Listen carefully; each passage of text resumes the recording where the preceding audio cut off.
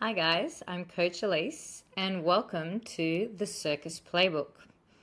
I'm the Aerial Coach at Perle and today I'm going to give you some advice to just really help you succeed in your circus and your performance career in general. So circus career, performance career, there's a massive overlap there. Even dance career, a lot of people in the circus arts have a dance background.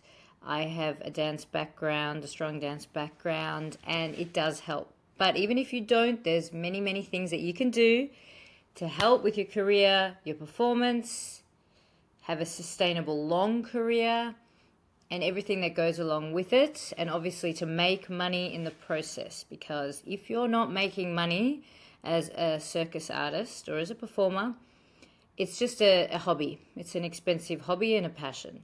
But you want to make your passion your career. That's something that's really important because then you fulfill your artistic destiny as a performer. You feel satisfied and you entertain others along the way. And then you can also survive. You need to be able to survive. You need to be able to pay the bills. You need to be able to sleep well, eat well, look after yourself. When you're looking after yourself properly, then you can spread the love. You can entertain to your full capacity. You can change the lives of others and inspire others to start a creative journey or just even to get through a rough patch in their lives. So that's why I really love circus, because it's a moment to take people away from their troubles, take them into a new world where they just forget everything, and maybe things that are bothering them resonate, and then they come up with a creative solution, or they realize that things aren't that bad. It's a way of giving other people hope, and that is so important. Without hope, we've got nothing. So continue to spread hope and love with your performance, with your art, and pay the bills. So I'm going to help you do that step by step.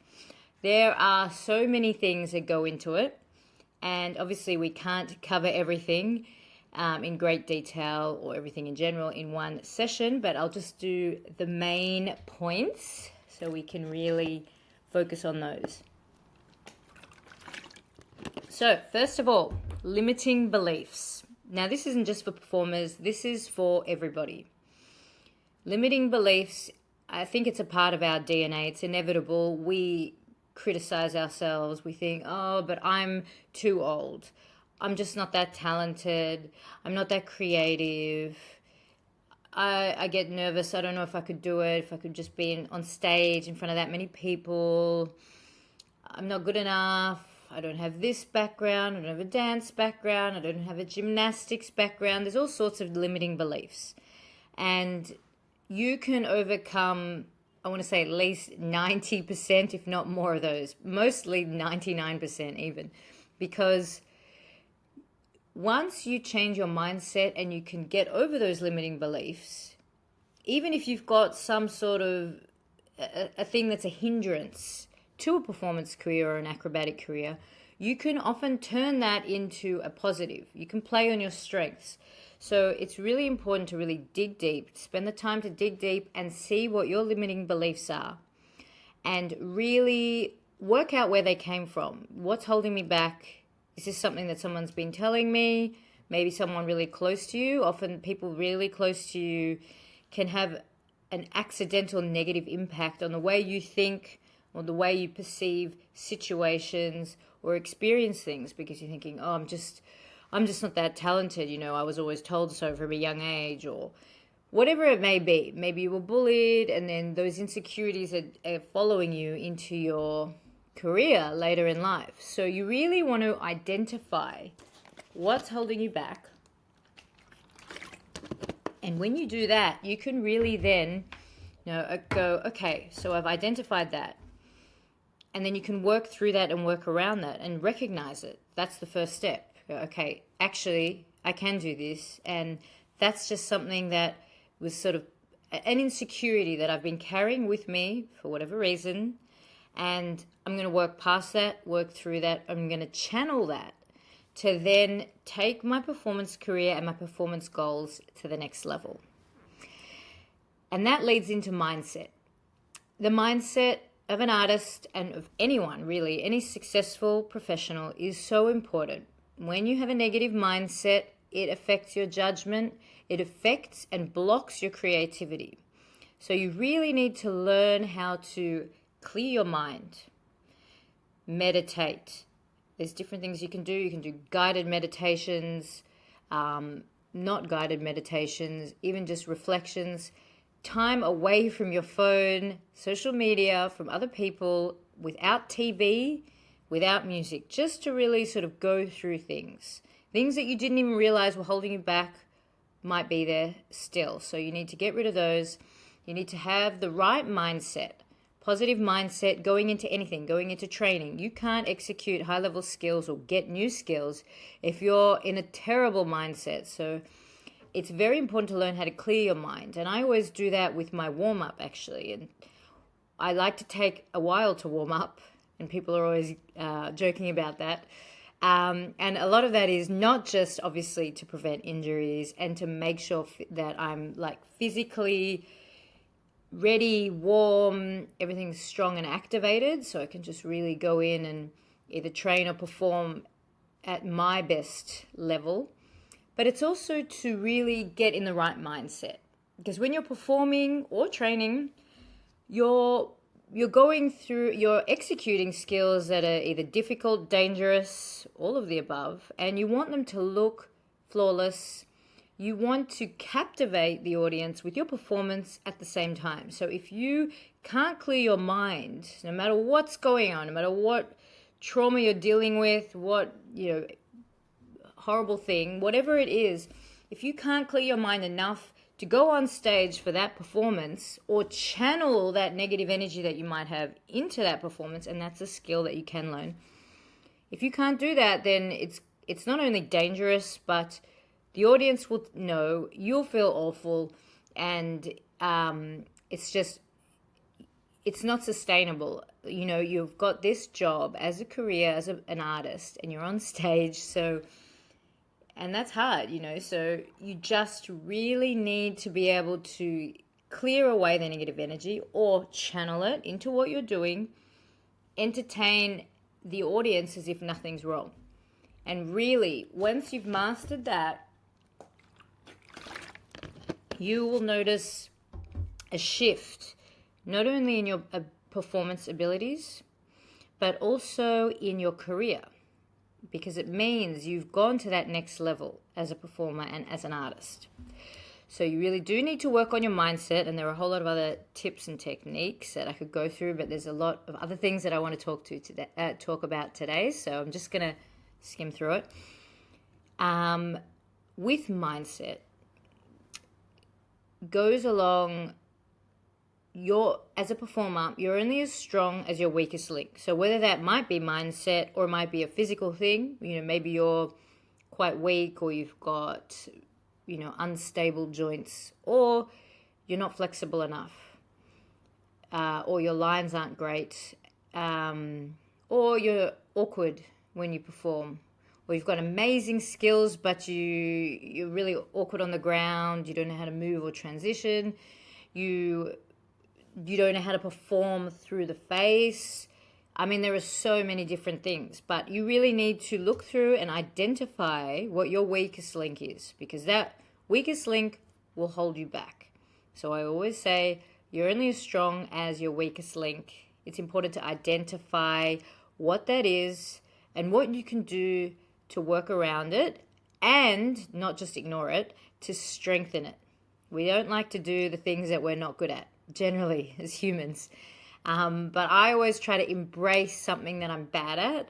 I spend extra time doing it. I'm like, okay, I build strength really easily, but flexibility takes me a lot more time. I need to warm up. So these things, I'll always be like, right, I need to spend more time on back flexibility or leg flexibility or whatever it may be. I will focus on that, and I'll make it a consistent part of my program.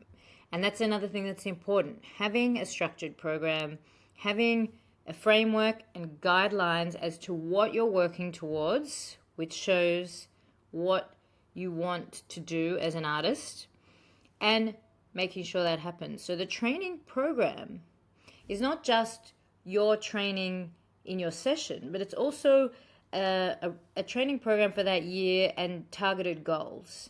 Because before you know it, 10 years can go by and you've just been training for hours every day and you're still mostly unemployed, or you're not performing in the shows that you want to perform in. And this is very common. And I went through this as well. And really the only way to overcome that is to really assess all the tiny little things that need to be a main priority for you to focus on in your sessions and in your weekly program and your monthly programs and your targeted goals. But these are the things that you're ignoring, and you're just focusing on the high-level skills. Obviously, the high-level skills are very important, but they're not the only thing. I've seen hundreds more even of the most high-level talented acrobats, and they're not getting the shows they want to get. They're not performing in the shows they want to perform in, or they're unemployed, or just in between gigs, bits and pieces here and there. And they're not sure why that is. And there's so many little elements that go into being able to have a successful career as a circus artist, and to be able to constantly and consistently have income coming in from your passion, from being on stage. And obviously you want to coach as well on the side. That's fantastic. But ultimately, if you're a performer, you want to perform. You want to feel like your artistic destiny is being realized. And in order to do that, you really need to take a step back and assess every little thing and create the appropriate program and structured goal-setting schedule for yourself to actually achieve those dreams. And be specific, like what do you actually want? Have you thought about what shows you want to perform in? It's just like, I think I'd like to perform in maybe overseas, or I'm not sure. Like, do some research, find out what do you love, what inspires you, what do you like to do, what's your favorite discipline? Because while it's important and good to have multiple disciplines, you don't want to spread yourself too thin. And that's something I've always accidentally done, because I do have at least 5 specialties, because I just love circus. And it's just so happened that, for a couple of years I'll be doing a couple of specialties in one show. It might be silks and aerial hoop, then it might be straps and rope, might be hand balancing, Spanish web, bungee, trapeze. I mean, it's been all over the place, because sometimes you need to be versatile. You need to be able to adapt. You need to learn new apparatuses. But if you're always sort of specialty hopping, it's hard to get to a certain level in one. And it just takes a lot longer, because I've been doing it for 17 years or something.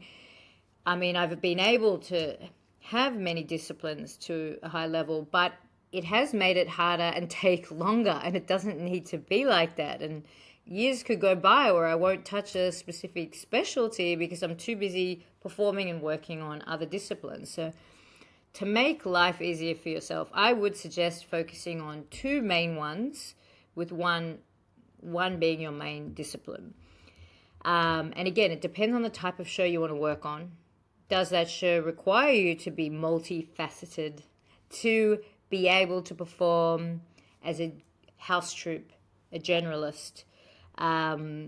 Or is it a solo performance? But often a lot of shows want 2 solo acts from you. So you need to know which sort of show you want to perform in, what they want, and make sure you're preparing yourself for that and aiming in that direction.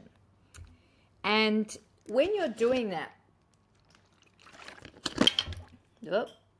you need to know what makes you unique as an artist. What is it?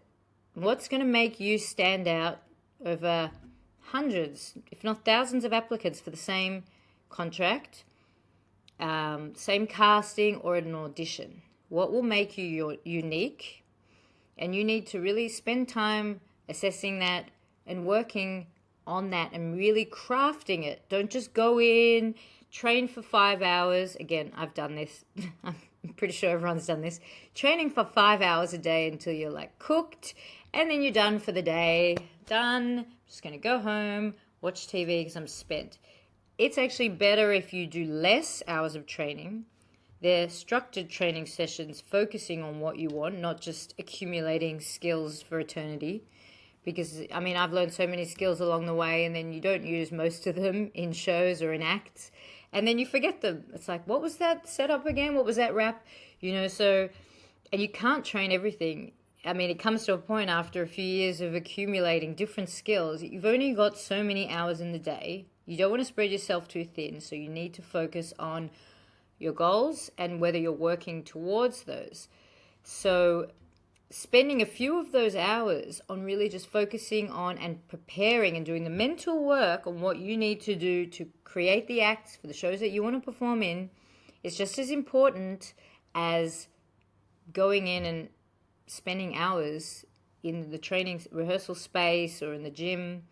So you need to find a balance. It's really important, and it's easy to sort of neglect the other stuff. The things that make you uncomfortable might be performance. Maybe you've got these amazing skills and your face is just kind of deadpan. You need to be able to work on a character, animating your face if necessary, being able to have that stage presence and to be able to tell the story with your body. When you're performing an act, whether you realize it or not, the audience will feel something, and you want them to feel something. You're entertaining them. So you really need to be aware of what you're making them feel. What is the intention of your act? Think about your act. Are you, it doesn't have to be a clear and obvious story. It could be just a subtle hint of a feeling, a nuance, but you want to be clear on that. Don't just go, I love this song and I love this costume and I like these skills and now I'm going to make an act like that. I'm just going to paste them together. And again, if it's a quick deadline, you've only got a day or something to create something, that happens, and I've done that. Yes, of course, you can create an act in an hour, less if you need to. But when you've got the time, you want to spend the time and focus on what you're actually trying to tell the audience, what you want them to feel, what your act's about, the story, the intention, your connection with the apparatus, the way you approach the apparatus, what your face is doing, what your body's doing. These are all very important and intricate details that most people ignore. Always hydrate, guys. It's so important. That's another thing, and we're going to get back to that. But making sure your nutrition, your hydration, and your training plan is on point so that you can sustain all of these hours and years of training and performance work. But we will go back to that. But I just wanted to finish up saying that you need to be clear about what you're presenting to the audience, how you're presenting it to them, why you're presenting that particular act to them. And the more you know what you're trying to show, the more they will feel it. Through your face, through your body, through the way you move. All of these things are essential, almost more important than the actual skills themselves. Even though the skills are very important, you can do the most amazing skill ever and everyone will be like, wow, that was really good. But if you don't think about all these other things as well, it only hits a certain level. It will only kind of go to a certain emotional level within the audience and the crowd. They won't feel what you really want them to feel. You want them to be maybe even crying. I mean, it depends on the style and the nuance and the story that you're performing. But you want them to feel something, really go away just being like, I was blown away by, like, it just took me on a whole journey. I was watching that and I went somewhere else and it made me think of this. It made me feel this. It reminded me of this. They will attach their own personal experiences to what they've witnessed. And that will create and trigger a very strong emotional reaction to what they're watching. Yes, they're going to be really impressed by your triple somersault. It's impressive, of course, and there are many acts where that's the style of the act. But if you're working, especially as a soloist or a duo, and you're wanting your duo or your solo act to get hired, you need to be able to go to that level, explore those layers, and show the people who are casting and hiring that you can do that. And then they're going to want you for their show, because they will be like, wow, I want that in this show. I can really see that in this act. Or I'd even love to create an act. I'd love that to be in there. They need to see that. You need to make them see it and believe it. So that's something very important to think about. And another one is confidence. You want to have the confidence to go there in your training, when you're learning new skills, and when you're performing. You want to have the confidence on stage, even if you don't feel confident, even if you're terrified. You know, they say fake it till you make it, but it's true. Like, fake it, and you're not faking it. You know, where as artists, we're very self-critical. We will pick out flaws for the rest of our career. That's a good thing and a bad thing. It's a good thing because it's forcing you to get better, to identify weaknesses, gaps, and really go beyond that.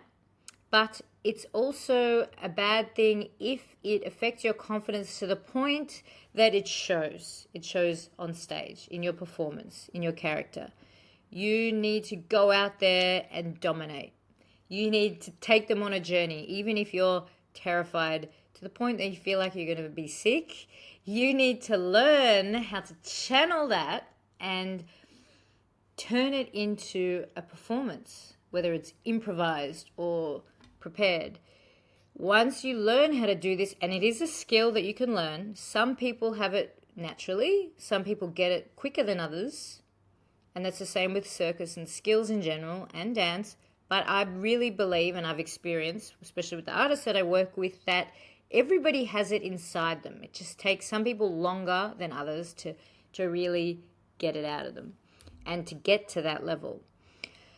So once you have that confidence, it will transfer your training, your performance, everything. And again, just stepping back to looking after yourself as an artist. I know it seems really obvious, but many artists don't do it enough. They don't warm up enough for specific cues or certain trainings, or it's like a roll on the foam roller and then they just go into backbending. You need to look after yourself, even if you're 15. Like, the wear and tear accumulates over the years. You don't want to get injured unnecessarily or injured at all, but you can prevent a lot of injuries by warming up, looking after your body, knowing when to stop, which has always been my hardest one because I just get too excited, too carried away, and I love training too much. But knowing when to pull back and be like, right, or knowing when you're just in a really bad headspace and you can't fix it. So you go, okay, today's not my day. I'm going to call it quits if you can, if it's just training and you've tried everything. You've tried the meditation, you've tried really channeling it into your warm-up, connecting your mind to your body, and something's just like really bothering you. And if you can't get rid of that and you're going for new skills, it gets dangerous, and you're much more likely to injure yourself. So it's important to be able to identify when that's happening. A good coach will also see whether you can be pushed through something and whether you can't, and whether it's time to stop.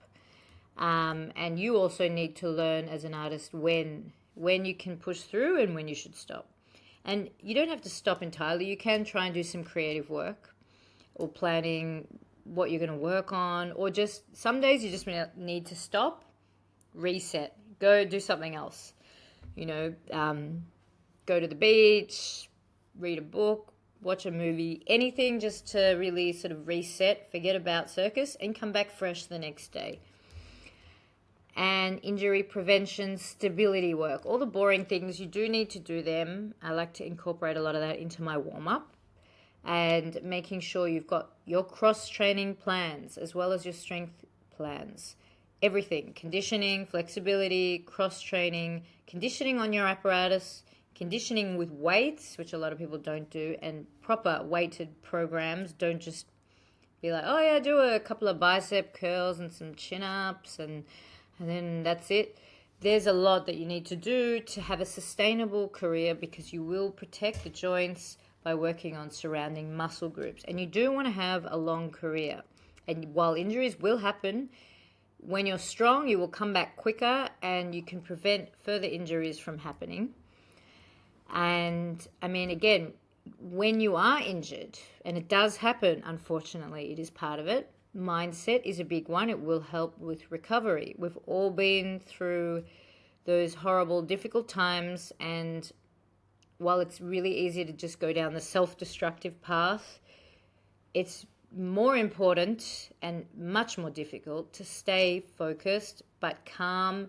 See what you can work on around your injury if you can. Maybe you can just do upper body or just lower body, or maybe you can't do anything. I mean, I'm sure there's always rehab and things that you can do. Whatever it is, even if you can't do it, you need to somehow keep your mind busy on something else. And for a lot of artists, they don't have any other passions or anything else. And that was something I struggled with for a long time. And I did a lot of soul searching, we'll call it, where I just really looked into what else interested me. And it is hard to find something else that interests you or ignites that passion as much as circus. And for most people, there isn't anything. And for me too, to be honest. But I have found other things along the way that I'm almost as passionate about. And I can really find another way to unlock my creative flow doing those things without using my body. And there's many things you can do. I mean, you can learn to play an instrument.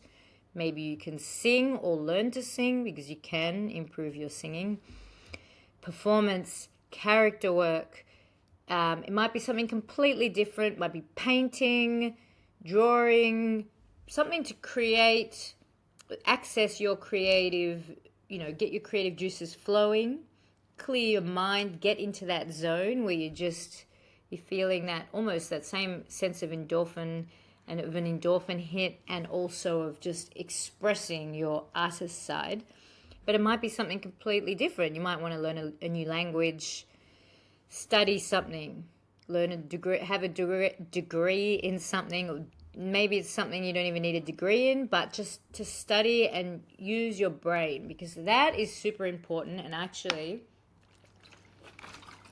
something I get a massive high from is learning something new. I love learning languages. I love learning all sorts of things. I've studied many things along the way because I just love to. I studied law. I like to study business, just as a hobby, investing. And it sounds super boring and is quite overwhelming at first. It's like, oh my God, all these numbers. I'm not good with numbers naturally, so it's just like, what? Return of investment, what? But it was a new challenge for me, and it really keeps your mind busy so that you're not always putting too much pressure on yourself, even when you're not injured. And it gives you more depth as a person, and it also takes the pressure off. Like, while you're still a bit like this, and you will always be like this with your performance career, you want it to be a healthy balance where there's other things that you're learning about, that you're invested in emotionally, and that you're having fun learning and developing, strengthening your mind in other ways. And that's really important as well as a performer. And look, Matt, there's so many things that I could really talk about here. I'm going to do it in another podcast because I don't have a lot of time today. But really just getting started on all of those fundamental key points will really make a massive difference in your career. Even if you're just starting out as a circus artist, it will give you some direction, things to think about. And even if you've been doing it for 10 years, if you're not feeling creatively satisfied or financially satisfied, or feeling like you're on the stages that you want to be on, if you feel like it's like I've created all these acts and I'm doing everything and I'm just not on the stages I really want to be on, if you feel like there's something missing, you need to really think about what it is and what you can do to get there. And Like, I'm always available for a free guidance call if you ever need to talk to someone and really clarify things and just create a plan as to what you're going to do to make your dreams a reality. Find me, send me a message. I'm always happy to help. I love to help.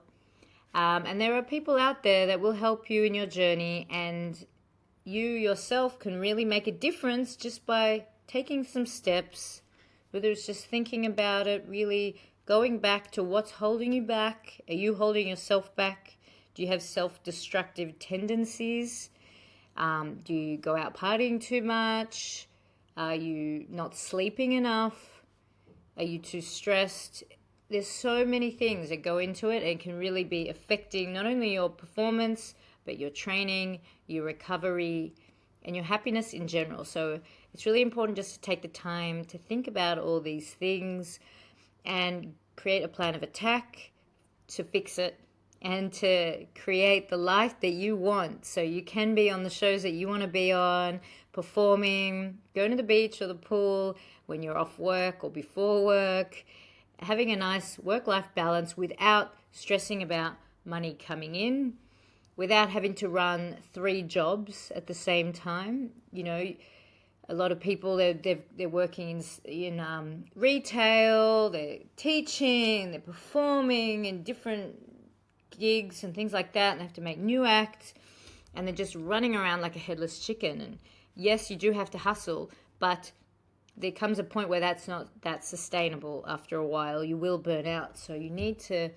eventually just have the money coming in from doing what you love, from being on stage, from entertaining others, and from fulfilling your creative destiny as a performer.